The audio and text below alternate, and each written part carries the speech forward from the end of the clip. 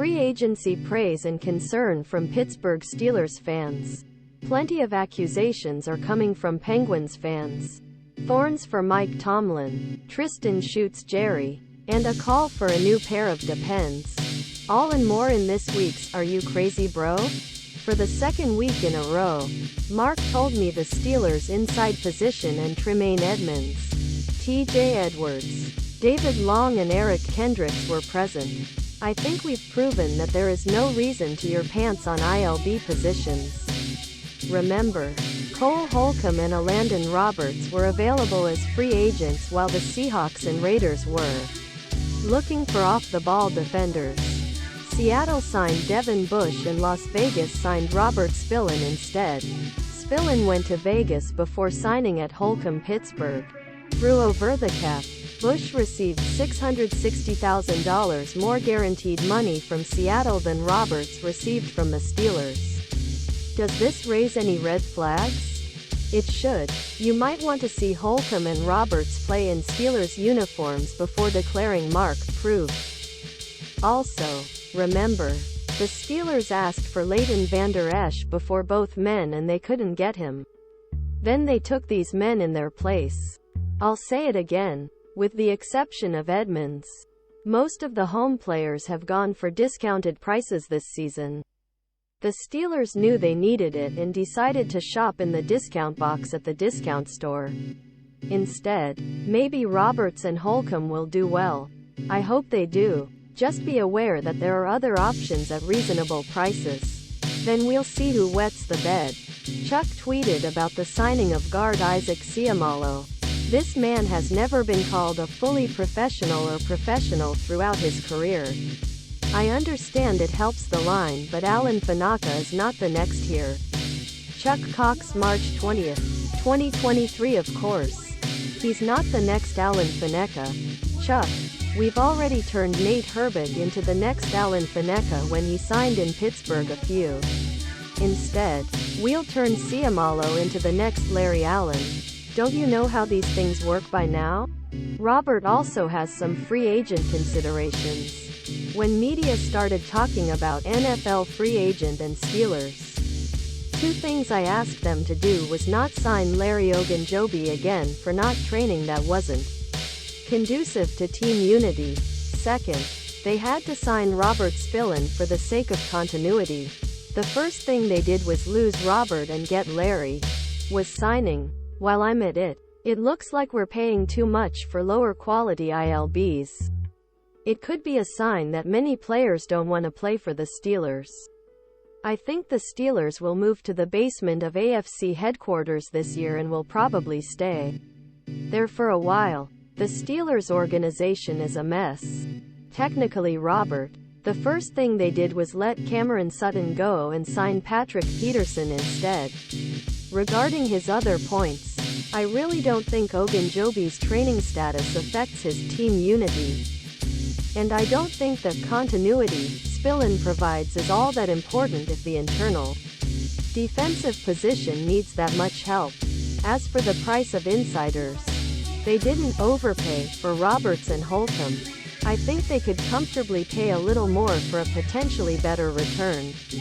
More sports. ESPN's Mel Kiper Jr. says Steelers' Kenny Pickett will be the fifth best QB in this year's draft class. Ben Roethlisberger explains conversations with the 49ers about his NFL return and thoughts on Kenny Pickett. Steelers 2023 free agency tracker signatures. Who left? Who's left? David has a few more Steelers free agency views. Once again we are in the free agency era and I see Steeler leaving after Steeler playing well. Meanwhile Brain Trust doing nothing or signing cheaper players than before. This happens from year to year. Yet year after year, I read experts, some of whom were squealing in our area. Mike Tomlin is the greatest coach ever. He's never had a losing season. He's a player coach. Every player in the NFL applauds him and states how much they want to play for him. My mind can't get around these different realities. Is he a great coach? Shouldn't that turn into a few playoff games and wins? Maybe a Super Bowl or two? And if every player wants to play for him, why do the good guys leave? They don't leave just the money. And players who have never played him say they can play him after his skills drop and they want to make millions another year or two. Are you sure about that last thought, David? I mean, didn't Roberts and Peterson support the idea after they signed it? And as far as the Steelers have lost in free agency so far this year, I'm having a hard time finding the other guys you mention, other than Sutton, who played so well and then left. For the most part, I felt Bush was a failure. Malik Reed did very little after coming here from Denver. They definitely cut down Miles Jack. And Spillane may have been very successful, but there is still room to upgrade at this point. Therefore, I don't see much room to worry about this. No, I see no place to be upset. Here's tweet about Mike Sullivan from a guy named Florida Penguin 87 inches about the Penguins with Steeler avatar. It just doesn't have consistent goalkeeping, physical defenses and a bigger clear front presence to compete with the best teams. Florida Penguin 87 March 20th, 2023 acceptance. Other than that, he's in great shape. This is perhaps one of the reasons why stopped deploying the players he had, as did in 2016 and 2017. Eric sent a message about Tristan Jarry. My only hope was to get Jarry back and he was playing great. He looks awful. Eric, if that's your only hope, maybe your hope is gone a while ago. Jarry gets injured too often and is too inconsistent to be seen as a rock that carries a team to the playoffs. Or maybe even them.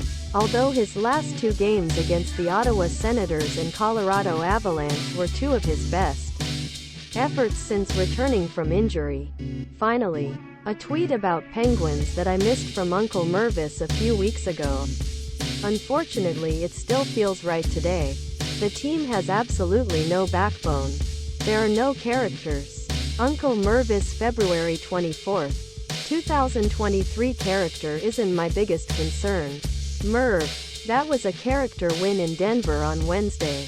I'm more worried about the lack of talent, especially on the blue line after Waxing and Chris Letang. In terms of their backbone, I think they have a backbone.